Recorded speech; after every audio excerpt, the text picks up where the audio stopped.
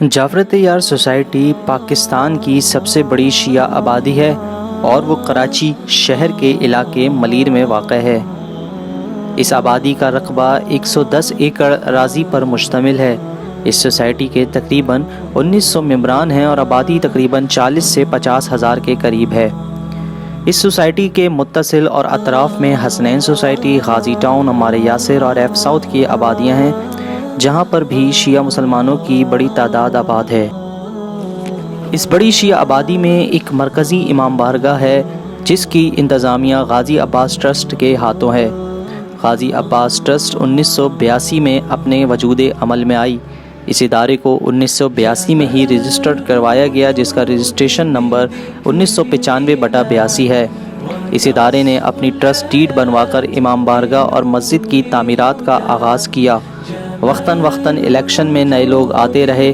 غازی عباس trust کی موجودہ انتظامیہ 2013 میں منتخب ہو کر آئی اور اب تک مسلسل 2 الیکشن میں کامیاب ہو کر کام کر رہی ہے۔ موجودہ انتظامیہ نے گزشتہ 7 برسوں میں مرکزی مسجد اور مرکزی امام بارگاہ میں جو ترقیاتی کام کروائے، ان کی تفصیل درج ذیل ہے۔ مرکزی مسجد میں قائم شدہ ذریعہ جناب زینب کے باہر سے گیٹ تک ماربل کا فرش بنوایا گیا۔ زری کے اوپر گنبد اور مینار کو خوبصورت بنانے کے لیے اس کی تزئین و آرائش کی اور نیچے پوری زری اور باہر کے حصے میں باؤنڈری پر شیشے اور ٹائلز کا کام کروایا۔ مرکزی مسجد میں نئے بہترین اور کشادہ وضو خانے کی تعمیر کروائی گئی۔ مرکزی مسجد کے اندر پروردگار اور رسول خدا کے 99 ناموں کو شیشے سے بہترین لکھوایا گیا۔ مسجد کے ممبر کو بھی بہترین ٹائلز کے ساتھ کام کر کے بنوایا گیا۔ مسجد کی اندرونی اور بیرونی دیوار پر خوبصورت ٹائلز لگوائے۔ مسجد کے صحن میں مصلی کے سائز کے ماربل لگوائے گئے۔ مسجد کے تمام دروازے خراب تھے، ایلومینیم کے تمام نئے دروازے لگوائے اور بیرونی دیوار پر ہی ٹائلز سے زیارت عاشورہ، زیارت وارثہ اور زیارت شہدائے کربلا بنوا کر لگائی گئیں۔ مسجد کی فرنٹ دیوار نقارہ ہو چکی تھی، اس کو گرا کر نئی اور مضبوط دیوار بنوائی گئی۔ مسجد کا ساؤنڈ سسٹم خراب تھا، نیا ساؤنڈ سسٹم بھی لگوایا گیا۔ مسجد کی سیوریج لائنیں نقارہ تھیں، نئی سیوریج لائن ڈلوا کر سیوریج لائن کو بہتر کیا گیا۔ مسجد میں نصب علم کا پول خراب ہو گیا اور ٹوٹنے کا خطرہ تھا، اس کی جگہ کو تبدیل کر کے نیا عالیشان اسٹیل کا علم لگوایا گیا۔ مرکزی امام بارگاہ میں شہ نشین کو نئے سرے سے خوبصورت اور جدید انداز میں تیار کروایا گیا۔ امام بارگاہ کے ہال میں وال ٹو وال بہترین کوالٹی کا نیا قالین بچھایا گیا۔ امام بارگاہ میں ساؤنڈ سسٹم نیا لگوایا گیا۔ پورے ہال میں الیکٹرک وائرنگ اور بورڈ خراب تھے، تمام الیکٹرک وائرنگ کا نیا سسٹم لگوایا گیا۔ ٹرسٹ کا آفس مسجد میں تھا، دوران نماز کھلتا اور بند ہو جاتا تھا۔ امام بارگاہ عموماً بند رہتا تھا۔ ٹرسٹ کے آفس کو مسجد سے ختم کر کے امام بارگاہ شفٹ کیا گیا۔ اسٹیج اور ممبر کے نئے طرز پر دوبارہ تعمیر۔ اسٹیج کے بیک پر خوبصورت شیشے کا کام کروایا گیا۔ امام بارگاہ کا ہال دروازہ چھوٹا تھا، بڑے سائز کا لکڑی کا نیا دروازہ بنایا گیا۔ امام بارگاہ کی ہال کی دیوار پر چاروں طرف ٹائلز لگوائے گئے۔ علماء اور خطبہ کے لیے اسٹیج کے پیچھے بیٹھنے کے لیے کمرہ بھی بنوایا گیا۔ امام بارگاہ کی بیرونی دیوار مضبوط کروا کر ٹائلز کا کام کروایا گیا۔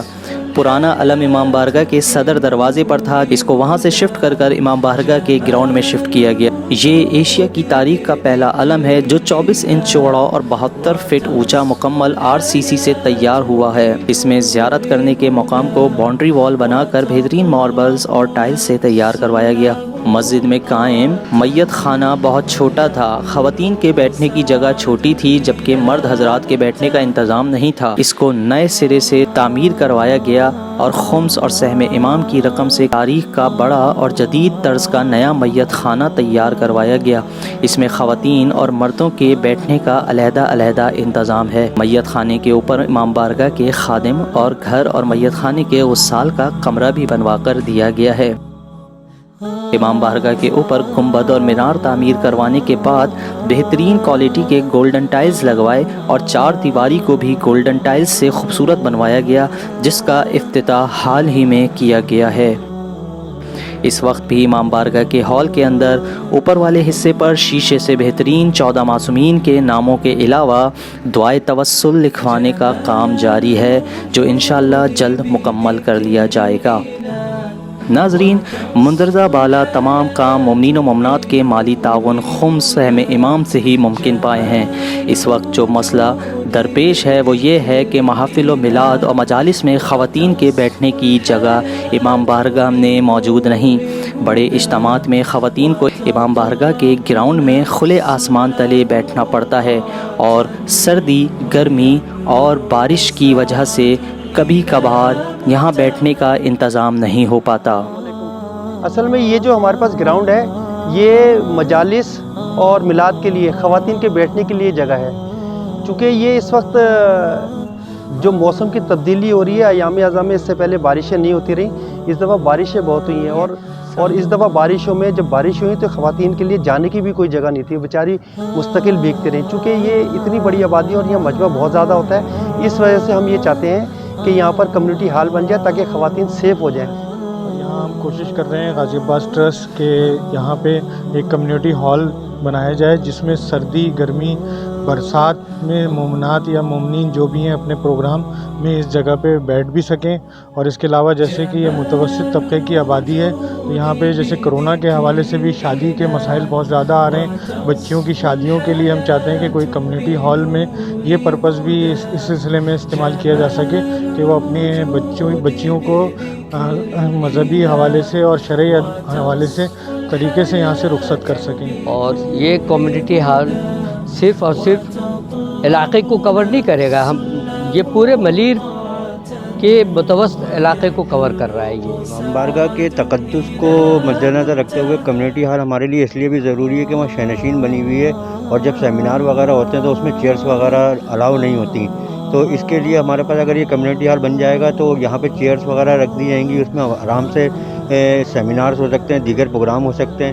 اور یہ کمیونٹی ہال کا ایک مقصد یہ بھی ہے کہ گھر جو ہیں وہ چھوٹے پڑتے ہیں تو لوگ چاہتے یہ ہیں کہ ہم مجلس کے چاہے وہ عیسال ثواب کی ہو یا کوئی، اس کے بعد ہم کو نظر کرنا چاہتے ہیں یا نظر نیاز کرنا چاہتے ہیں تو اس کا کھانا بھی اندر تو ہم اجازت نہیں دیتے، باہر کمیونٹی ہال جو بنا ہوگا تو اس میں وہ کھانے وانے کا بھی انتظام کر سکتے ہیں۔